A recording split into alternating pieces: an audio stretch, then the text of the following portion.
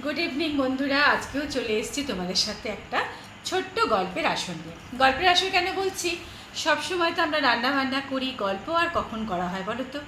সবসময় তুমিও তোমার ঘরে রান্না করছো, আমিও আমার ঘরে রান্না করছি।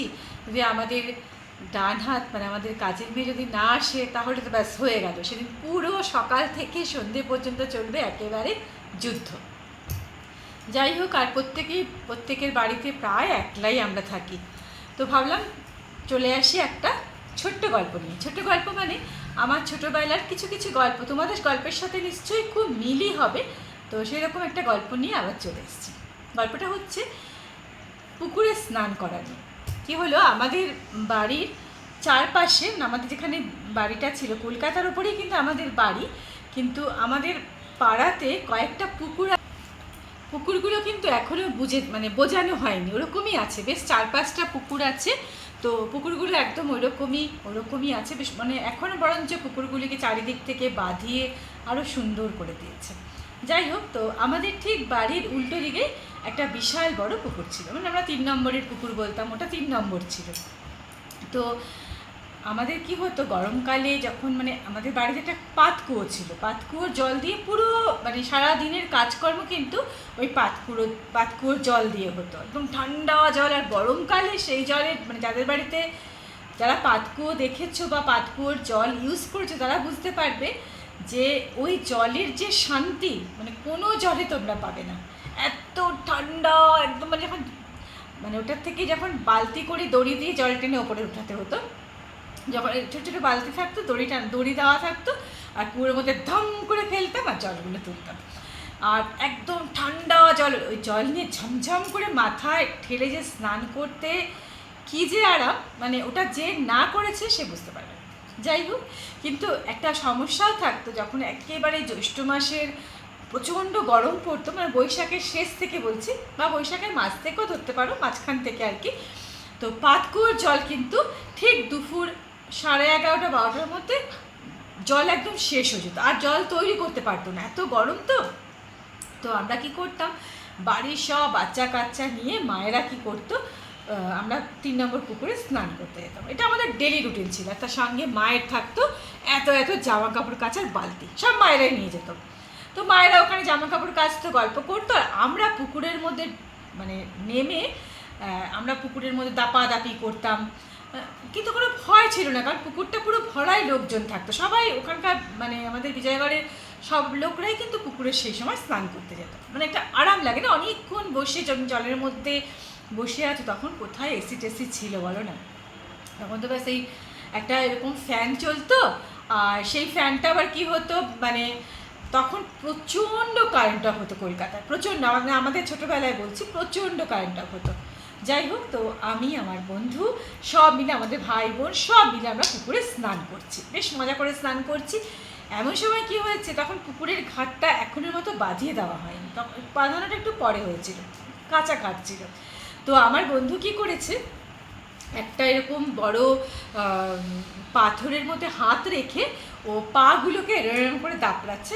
সাঁতার শেখার কিন্তু প্রথম পদক্ষেপটাই কিন্তু এটা, প্রথমে একটা কিছু ধরে তোমাকে পা দুটোকে কিন্তু দাপড়াতে হবে। তো ও তো ঠিকই করছে, করতে করতে কি হয়েছে, ওর হাতটা স্লিপ করে গেছে, পাথরগুলির মধ্যে শ্যালো পড়ে গেছিলো, তোর হাতটা স্লিপ করে গেছে। ও স্লিপ করাতে কি হয়েছে, আমি ওর পাশে দাঁড়িয়েছিলাম, ও কি করেছে, আমার পা ধরে টেনে, ও ভেবেছে আমার পা ধরে টেনে উঠবে, কিন্তু ও তো উঠতে পারেইনি, আমিও ওর সঙ্গে সঙ্গে ডুবে গেছি। দুজনে ডুবতে ডুবতে ডুবতে আমার এখনও মনে আছে, আমি যেন চোখের মধ্যে হলুদ হলুদ হলুদ হলুদ কী যেন দেখছি, কিন্তু বুঝতে পারছি না যে আমি ডুবে গেছি, সেই সেন্সটা ছিল না বোধ হয়, ডুবে গেলে বোধ হয় কারোরই থাকে না আর কি।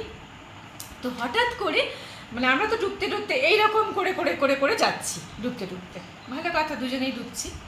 তো আমি জানি না আমার পায়ের নিচে যে ও তখনও ধরে আছে, আমার জলের নিচে ডুবে যাওয়াতে হয়তো আমার বুদ্ধিটা আর কাজ করছিল না, ছোটোও তো ছিলাম তখন। যাই হোক, আমাদের একটা পাড়ার দিদি, সে স্নান করে ওই দিক থেকে আসছে, আর কি হচ্ছে, আমার ছিল বিশাল বড় বড় মাথায় চুল, অনেক বড় চুল ছিল। তো ও কী করেছে, দেখছে কতগুলো চুল জলের মধ্যে ভাসছে, তো ও ভেবেছে নিশ্চয়ই কেউ ডুবে গেছে, ও চুলগুলিকে এরকম করে ধরেছে, আর ও সাঁতার কেটে কেটে কেটে কেটে কেটে কেটে ও একদম পাড়ের মধ্যে চলে এসছে। এইবার যখন ও চুল ধরে টেনে তুলেছে, আমি উঠলাম, আমার পা থেকে পা ধরেছিল আমার বন্ধু, সেও উঠলো, বুঝেছ? এই হচ্ছে কথা, মানে একটা ভয়ঙ্কর ঘটনা, যে ঘটনাটা আমি মানে কতবার কত লোককে কত রকম করে বলেছি, মানে এটা বলার মতোই ঘটনা আমার কাছে। তো আমি সবাইকে এই ঘটনাটা কোনো না কোনোভাবে মানে জানাই। আর তারপর থেকে কি হলো, আমি মানে এই পুকুরে স্নান করাটাকে আমি ভীষণ ভয় পেয়ে গেলাম। কিন্তু না, পুকুরে স্নান করা কিন্তু একদম থামাইনি, তারপরেও আমি ক্রমাগত পুকুরে স্নান করতে গেছি। কিন্তু ব্যাপারটা হয়েছে কোথায়, যে আমি কিন্তু আর সাঁতার কাটতে পারিনি, সাঁতার শিখতে পারিনি। কিন্তু আমার ওই বন্ধু তারপরেও কিন্তু ও সাঁতার শিখেই ছেড়েছে, এবং অত বড় 3 নম্বরের পুকুর ও এপার থেকে ওপার আরামসে করতো মেয়ে হয়ে। তো কিন্তু আমি তারপরে এত ভয় পেয়ে গেলাম, আমার মা তারপরে অনেক চেষ্টা করেছে, পিঠের মধ্যে ওই ব্লাডার, যেটা নাকি বলের ভেতর থাকে না, পুরানো বলের ভেতর ব্লাডার থাকে, তো ওই ব্লাডার বেঁধে আমার মা নিজে আমাকে নিয়ে যেত সাঁতার শেখানোর জন্য। না, আমি এত ভয় পেতাম, কিছুতেই আমার পা আর হাত একসাথে চলতো না, আমি এত ভয় পেয়ে গেছিলাম। তারপর থেকে আমার ভাইরা সব সাঁতার শিখে গেল, আমার 2 ভাই সাঁতার শিখে গেল, পাড়া যারা যারা স্নান করতে যেত সেই সময় সবাই সাঁতার শিখে গেল, কিন্তু আমার আর সাঁতার শেখা হলো না। আমি যেই তিমিরে ছিলাম ওই তিমিরেই ছিলাম। কিন্তু আমি পুকুরে স্নান করতে যেতাম, রেগুলারলি যেতাম, মানে বিশেষ করে আমরা এমনকি জানো তো, বিশ্বাস করবে না, আমরা শীতকালেও পুকুরে স্নান করেছি। এত ঠান্ডাও আমরা কি করতাম, পুকুরের সামনে যেতাম, আর ওই পুকুরের সামনে দুদিকে যে ঘাট ছিল, ওই পরে ঘাটটা বাঁধিয়ে দেওয়া হয়েছিল, ওই ঘাটের মধ্যে আমরা ঘন্টার পর ঘন্টা বসে থাকতাম আর গল্প করতাম। তারপরে যখন দেখতাম মানে আর সবাই এসে বলতো, কিরে তোরা কখন স্নান করবি, তোদের গল্প শেষ হয়নি, তখন আমরা আস্তে আস্তে পুকুরের মধ্যে নেমে একটা ছপ করে ডুব মারলে কিন্তু আর পুকুরের জলে আর ঠান্ডা থাকে না, তখন তুমি যতক্ষণ ইচ্ছা পুকুরের জলে তুমি স্নান করতে পারো। স্নান করতে ভয় পাইনি, কিন্তু ভয় পেয়ে গেছিলাম ওই সাঁতার শেখাটা আমার জীবনে আর হলো না। কিন্তু এখন যদি তুমি আমাকে বলো পুকুরে নেমে স্নান করতে, না আমি পারবো না, কারণ এখন আমার ভয়টা যে এইখানে ছিল সেটা এখন এইখানে চলে গেছে, আমি এত ভীতু হয়ে গেছি। তো ছোটো ছোটো গল্প আমি তোমাদের সামনে এইভাবে নিয়ে আসবো, তোমরা সঙ্গে থাকো আর ছোট্ট চ্যানেলগুলির সঙ্গে থাকো। সবসময় বড় বড় চ্যানেল তো দেখোই, আমরা অনেক কষ্ট করে চ্যানেলের মানে ভিডিওগুলো বানাই, কিন্তু ভালো কেন, আমি অনেকের ভিডিও দেখেছি তার থেকে কিন্তু মনে হয় আমার ভিডিও তো এমন কিছু খারাপ না, কিন্তু কি করব, আসলে কি বলো তো, প্রমোট করা ছাড়া তো ভিডিও চলবে না।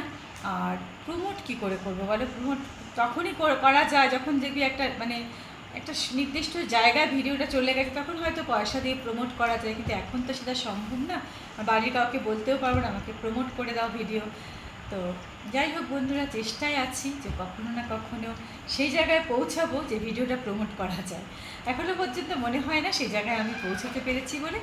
সবাই ভালো থাকবেন, শুভরাত্রি, গুড নাইট, আর সবাইকে নিয়ে সুস্থ সুন্দরভাবে দিনগুলো কাটান। চলুন আজকে এই পর্যন্ত, টাটা।